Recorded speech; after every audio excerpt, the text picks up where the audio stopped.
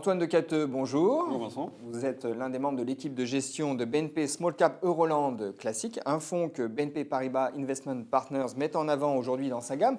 Une bonne raison de soulever ensemble le capot de ce produit afin de voir ce qu'il apporte aux investisseurs et comprendre comment vous l'avez positionné pour générer de la performance ces prochains mois. Mais avant, une brève description. Alors, BNP Small Cap Euroland Classique pèse environ 650 millions d'euros d'encours, c'est bien ça. Il s'agit, comme son nom l'indique, d'un fonds de petite capitalisation, on est d'accord, Oui. et il regroupe entre 50 et 70 titres. 70 titres, oui. Il peut investir dans tous les pays de la zone euro, Absolument. c'est donc un fonds PEable. Voilà. C'est un fonds qui a un historique long, puisqu'il a près de 19 ans d'existence, 19 années au cours desquelles il a généré un gain annualisé de 8,68% en dépit des nombreuses tempêtes qui ont secoué les marchés ces 2 dernières décennies. Sur 5 ans, les performances sont encore de meilleure facture avec un gain annualisé qui approche les 11%. Je précise que ces performances sont arrêtées au 12 mai 2016. On notera aussi que BNP Paribas Small Cap Euroland Classique s'est vu décerner 5 étoiles par Morningstar et fait partie des Leaper Leaders. Je suis complet ? Voilà, je crois que c'est une description assez exhaustive. Alors Antoine, si votre maison pousse ce fonds, c'est qu'elle croit au potentiel des petites valeurs. Qu'est-ce qui vous incite à croire chez BNP Paribas Investment Partners que les petites valeurs sont une classe d'actifs intéressante pour les investisseurs aujourd'hui ? Écoutez, quand on regarde de manière structurelle, les petites valeurs tendent à surperformer les valeurs plus larges. D'ailleurs, on a apporté un graphique, je crois, qui est assez illustratif, effectivement. Parce que c'est le graphique qui représente la performance de BNP Paribas Small Cap Euroland depuis création, comparé à la performance de votre indice de référence, c'est le HSBC Smaller Euroland Companies, et comparé également à l'Eurostoxx 50, qui est un indice de grande capitalisation. Oui, et donc ce qu'on peut voir sur une durée de presque 20 ans, eh bien, l'indice des petites capitalisations surperforme très largement les capitalisations plus larges. Alors pourquoi ? Parce que ces petites sociétés ont tendance à être plus flexibles, plus réactives également au retournement de cycle qu'il peut y avoir sur certains marchés et généralement sont positionnées sur un nombre de produits plus restreint que les sociétés plus larges. Ce qui leur permet de bénéficier, lorsqu'elles sont bien positionnées, d'un potentiel de croissance qu'ont plus de mal à saisir les sociétés plus diversifiées, plus larges. Et en larges. plus, elles sont davantage lisibles. Voilà, exactement. Alors, petite capitalisation versus grande capitalisation, au plan structurel, on comprend qu'en effet, l'avantage revient aux petites. Mais aujourd'hui, pourquoi venir particulièrement sur les petites valeurs ? Écoutez, on est dans un monde de croissance zéro, ou très proche de zéro, ce qui fait que des grandes sociétés qui sont diversifiées souffrent plus de la macroéconomie que des petites valeurs qui sont sur des segments plus spécifiques et qui ont des dynamiques de croissance propres, ou tout du moins qui sont plus détachées des tendances globales. Elles sont protégées parce qu'elles sont sur des marchés de niche, c'est ça ? Alors ça, effectivement, il y a un certain nombre de valeurs qui sont protégées parce qu'elles sont très bien positionnées, et c'est justement notre travail d'aller les chercher. Mais de manière plus générale, ces petites sociétés peuvent croître de manière importante et aller prendre des parts de marché à des sociétés qui sont plus grosses, qui, elles, ont plus de mal parce que les marchés sont saturés. Donc dans un monde sans croissance, ou avec une faible croissance, il faut aller chercher les entreprises qui arrivent à dégager par elles-mêmes de la croissance. Voilà, donc les petites valeurs sont mieux positionnées. Alors revenons, Antoine, à BNP Small Cap Euroland Classique. Comment en résumeriez-vous la philosophie d'investissement ? On investit sur des sociétés qui délivrent une croissance des bénéfices et de flux de trésorerie supérieurs à la moyenne. Ça, c'est vraiment le centre de notre philosophie, avec une attention particulière donc, à l'aspect croissance et à l'aspect valorisation. Alors la valorisation, c'est-à-dire que vous ne payez pas n'importe quel prix pour les avoir ? On ne paye pas à n'importe quel prix. Le prix va dépendre, bien sûr, justement de la croissance. Alors sur quels critères, finalement, de prix vous déterminez-vous ? Je crois savoir que vous procédez à un filtrage quantitatif. C'est là que vous déterminez justement la valorisation, si elle est intéressante ou pas ? Alors, on a effectivement un filtrage quantitatif dont le but unique est de nous simplifier la tâche pour choisir des sociétés sur lesquelles on va travailler de manière fondamentale. On a un univers d'investissement qui est extrêmement large et donc cet outil qui est vraiment le pur reflet de notre philosophie d'investissement. C'est uniquement un filtre, ce n'est pas du tout une gestion quantitative. cet outil va nous permettre d'aller piocher des valeurs qui sont les plus susceptibles de surperformer, les plus susceptibles de nous intéresser, parce qu'elles sont vraiment le pur reflet de notre philosophie. Mais ce n'est pas la sélection finale, c'est un C'est premier pas la tri. sélection finale, c'est un premier filtre. C'est un filtre qu'on a mis en place avec l'équipe ingénierie financière de BNP Paribas Investment Partners. Ça fait plus de 10 ans qu'on travaille ensemble.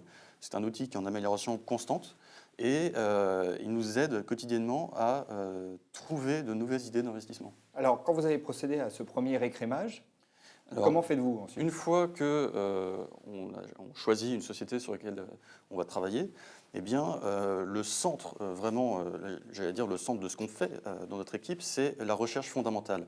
Et ça me semble extrêmement important, puisque pour moi, c'est l'élément différenciant de cette équipe et un élément qui explique, à mon avis, la très bonne performance des fonds gérés par l'équipe. Alors, quand vous dites un élément différenciant, si on rentre dans le concret, comment vous répartissez le travail? Comment faites-vous? Est-ce que vous analysez à plusieurs une société? Comment ça se passe? Alors, il y a des synergies de travail qui se mettent en place, même si chacun travaille sur son cas d'investissement, mais la synergie vient du fait que je peux travailler sur une société dans un secteur qui est un secteur sur lequel travaille aussi un autre membre de l'équipe. Donc, on va Croiser les on va informations. croiser les informations de telle manière à avoir une vue un peu plus éclairée. Et alors, une fois que vous avez traité votre cas, vous êtes dit que cette valeur était intéressante. Qui prend la décision, au final, d'investir ou pas? Est-ce que c'est un vote à main levée et puis si une majorité se dégage, on investit et si malheureusement c'est une minorité, bah, on n'investit pas? Comment on fait? Non. Alors, on ne procède pas du tout par vote, par consensus, pour une raison simple, c'est qu'on ne croit pas au consensus, puisque le consensus reflète le sentiment de marché. On veut se détacher de ça et avoir une gestion de conviction forte. Pour cela, celui qui écrit la note d'investissement va avoir un pouvoir important de décision. Damien également, qui est le chef de l'équipe, va avoir son mot à dire. Et on ne recherche pas à avoir le consensus pour investir sur une société. Donc vous vous défiez les uns les autres en présentant votre cas devant vos pairs, mais in fine, c'est celui qui a rédigé le cas en accord avec le chef de l'équipe qui prend la décision d'investir ou pas. Absolument, c'est ça, même si, bien évidemment, les autres membres de l'équipe peuvent, comme vous l'avez dit, défier ou poser simplement des questions, critiquer. La critique peut être bonne ou mauvaise, mais tout du moins donner leur avis sur le cas d'investissement. Mais l'idée, c'est qu'il faut vraiment être convaincu pour y aller. Donc, Voilà, donc exactement. accepter la critique et donc Voilà, défendre son exactement. idée jusqu'au bout. Si on est convaincu, on y va. Exactement. J'ai remarqué aussi que vous assignez un potentiel de gain en fonction de la capitalisation boursière. Oui, absolument, puisqu'on considère qu'une société plus petite mérite d'avoir un potentiel de gain plus important, justement pour compenser l'aspect un peu plus risqué de ces sociétés qui se situent, alors, pour nous, à moins d'1 milliard d'euros. Alors vous parlez d'aspects plus risqués. En fait, quand on lit votre documentation, vos documents, on remarque, on note que vous êtes obsédé par la maîtrise du risque de liquidité. Et c'est souvent ce dont on parle quand on parle de petites valeurs. Alors le risque de liquidité, c'est essayer de limiter, enfin, tempérer le risque de liquidité, c'est essayer de limiter le risque que l'on court à s'exposer à un marché étroit que les acheteurs peuvent déserter soudainement en phase de stress. Donc, ça implique que vous vous interdisez d'aller sur certaines capitalisations qui sont trop petites, où il n'y a pas assez finalement d'acheteurs et de vendeurs? Alors, c'est plus une histoire de flottant, puisque une capitalisation boursière ne reflète pas forcément la liquidité sous-jacente du titre, mais effectivement, on essaye d'investir sur les sociétés les plus liquides de notre univers d'investissement. Et comme vous l'avez dit, on est obsédé par cet aspect liquidité pour une bonne raison, à mon avis, c'est que les investisseurs doivent pouvoir sortir à n'importe quel moment et à un prix favorable. Or, ce n'est pas toujours le cas quand on investit dans des petites valeurs. C'est un peu plus compliqué lorsque les valeurs sont moins liquides. Et c'est pour ça que dans l'équipe, on fait extrêmement attention à ce risque de liquidité. On a même maintenant un risque manager qui travaille avec nous, qui est dédié justement à cet aspect-là. Alors le risque de liquidité, déjà dans notre filtre quantitatif dont on parlait il y a quelques instants, 30% des valeurs les moins liquides sont exclues. Et après, on surveille la liquidité de tous nos titres dans tous les portefeuilles de manière hebdomadaire. Donc oui, c'est un suivi constant. Qui est constant, régulier, et Alors, Tout ça pour permettre aux souscripteurs de sortir quand ils le désirent à un prix qui ne soit pas défavorable. exactement. Alors, très bien, on a bien retenu cette attention particulière que vous portez au risque de liquidité, mais est-ce que ça paye en termes de volatilité? Mais écoutez, ça paye. La réponse est clairement oui, sur le long terme. Et je vais dire principalement dans les périodes qui sont les plus délicates sur le marché.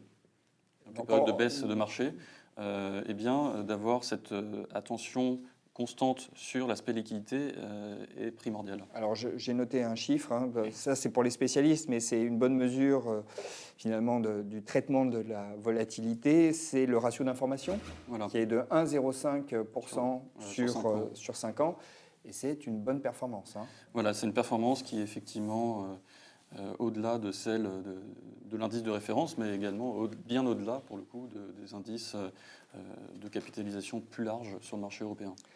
Est-ce que vous êtes très discipliné à l'achat et à la vente? Alors, la réponse est oui.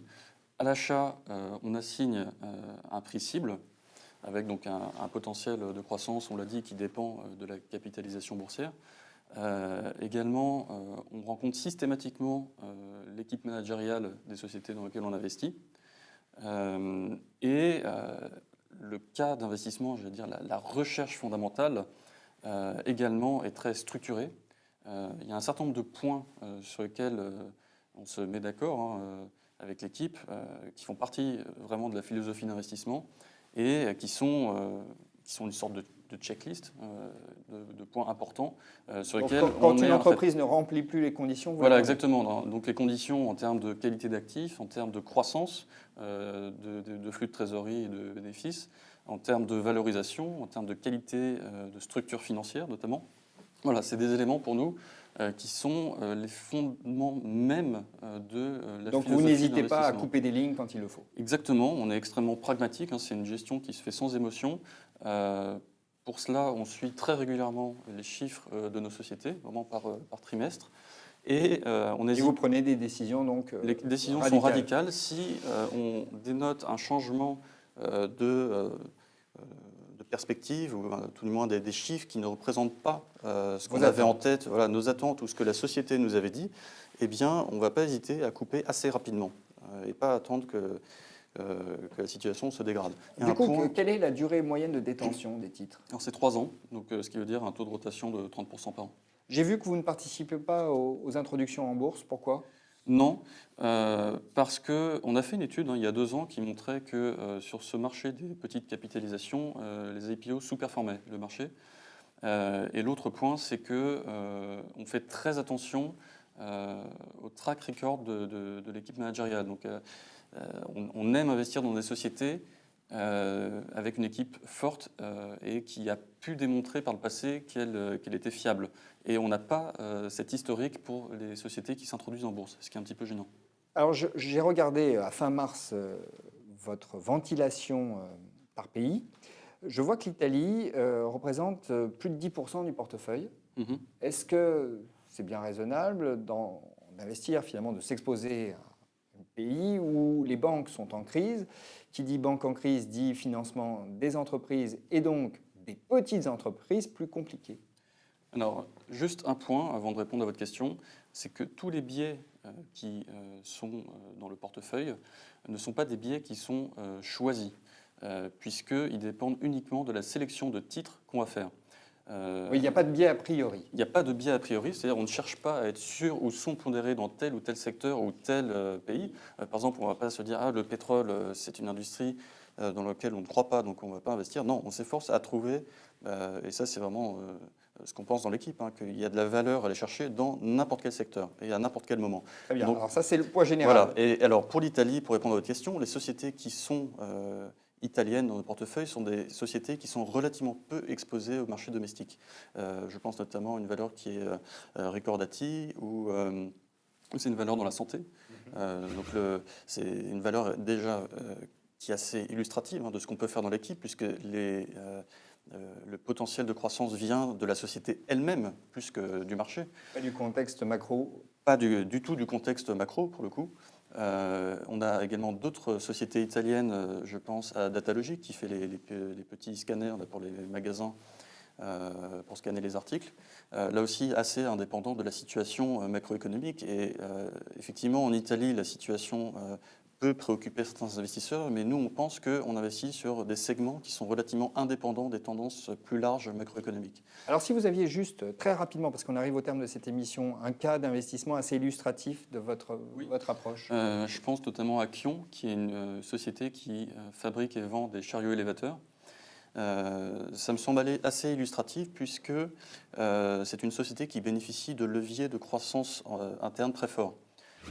Puisqu'il y a tout un programme de restructuration, de réorganisation de l'entreprise qui est mis en place depuis plusieurs années avec un objectif de rentabilité 2018 et à la fois un segment très porteur de par la fragmentation des chaînes d'approvisionnement, du e-commerce, le cycle de remplacement en Europe, en Asie, de l'autre côté du globe, tout simplement la sous-pénétration du marché qui fait qu'il y a un potentiel très important, voilà exactement ce dont on parlait tout à l'heure.